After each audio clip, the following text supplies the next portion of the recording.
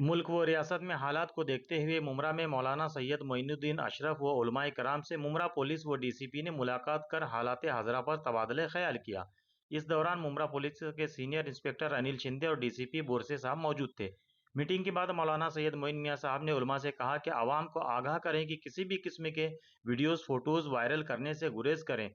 पहले कुछ आगे भेजने से पहले उसकी तफ्तीश कर लें कि किस मुतालिक है और कहाँ से किसने भेजा है। कहीं ये पोस्ट मजहबी जज्बात भड़काने वाली, शहर का अमन व अमान गारत करने की वाली तो नहीं है।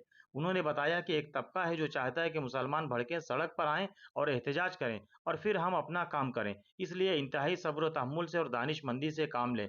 फिरका परस्तों को उनकी साजिश में कामयाब होने का मौका ना दें। मौलाना मोइन मियाँ ने कहा कि हर तरीका से अमन व सलामती भाईचारगी के लिए कोशा रहें और रमज़ान जैसा मुतबर्रक महीना मिला है, इसमें खूब खूब कसरत से दुआएं करें।